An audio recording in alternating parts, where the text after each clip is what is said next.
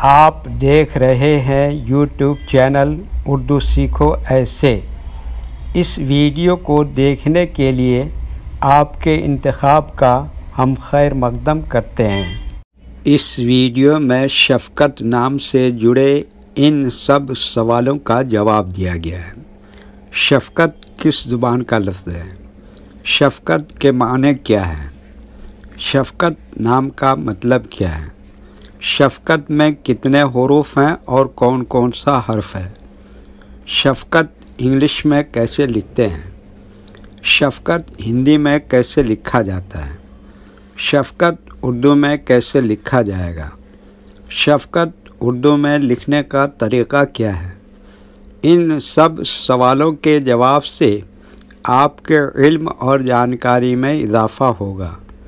तो इस तरह की दूसरी और नई वीडियो पाने के लिए चैनल को ज़रूर सब्सक्राइब करें। शफ़क़त अरबी ज़ुबान का लफ्ज़ है। शफ़क़त के माने और शफ़क़त नाम का मतलब है मेहरबानी, नरमी, करम, नवाजिश, मेहरबानी करना। शफ़क़त में 4 हुरूफ हैं, शीन, फ़े, काफ, ते। ये इंग्लिश में शफ़क़त लिखा हुआ है, ये हिंदी में शफ़क़त लिखा हुआ है। शफ़क़त उर्दू में लिखने का आजकल 2 तरीके हैं।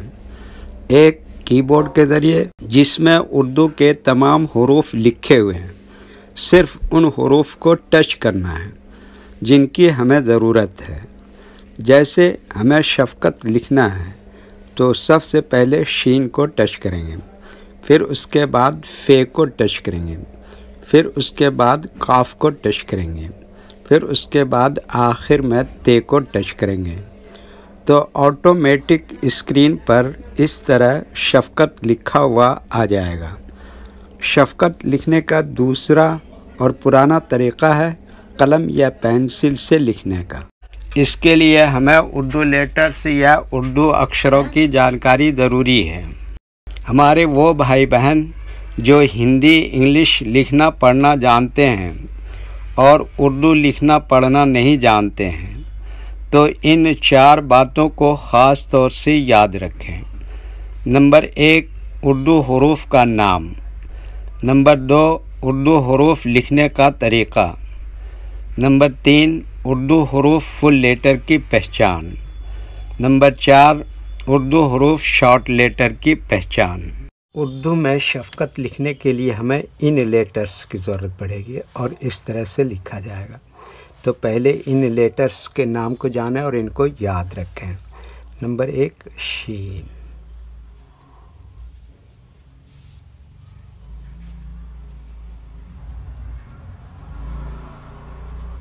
नंबर 2, फ़े। नंबर 3, काफ।